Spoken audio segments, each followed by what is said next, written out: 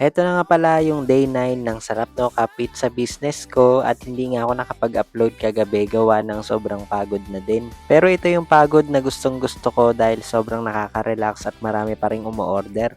Hi guys, ako si Bok Lumaking Mahirap pero mataas ang pangarap.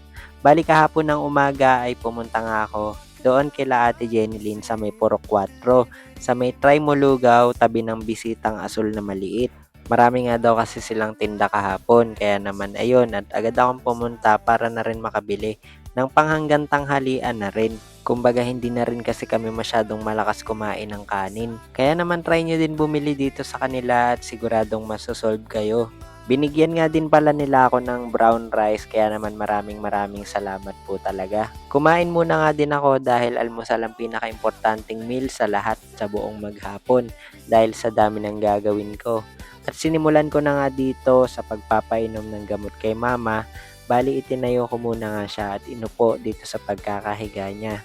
Mabuti na nga lang din talaga at tumihiga na siya para naman kahit papano ay nawawala-wala yung manas niya.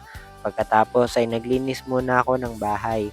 Nagpunas ako ng mga lamesa, nagwalis at nagmap na rin para naman mas maging malinis. Dahil dito nga ako gumagawa ng pizza ay kailangan maging malinis talaga yung paligid namin. Hindi ko naman din kasi hahayaan na maging madumi yung paligid lalo nga at may pine-prepare akong pagkain na itinitinda ko rin. Pagkatapos ng gawaing bahay ay nagchat nga sa akin yung kababata namin si Joy Hipolito kaya naman maraming salamat at umorder siya nitong 3 box nga na pizza na dadalhin ko sa kanila.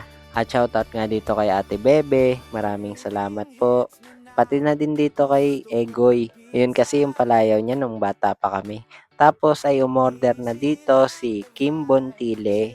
Dito yan sa may Salon de Bulacan. Halos tapat lang siya ng papuntang palengke. Kaya naman maraming salamat din sa suporta palagi at sa pagtulong sa amin nung time na walang-wala din talaga kami. Pag-uwi ko, eto nga at gumawa na naman ako ng panibagong order dahil nga nagtuloy-tuloy na din yung mga order sa akin. Ayan nga tayo magpasama ni Ma'am sa vlog kaya naman sabi ko kahit yung kamay niya na lang. Kaya naman maraming salamat din po talaga sa lahat ng umorder. At dito kay Ma'am, ayan, thank you din po talaga. At nang time na to ay papunta ako ng Balubad para nga dalhin sa mga dati kong nakatrabaho sa Marby itong kanilang order. Kaya naman shoutout sa inyo mga pre.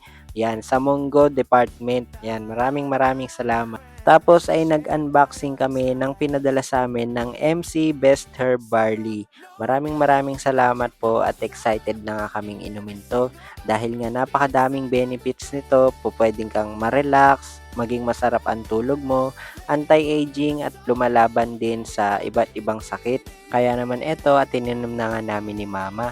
O paano, hanggang dito na lang muna itong video natin na to. Maraming salamat po.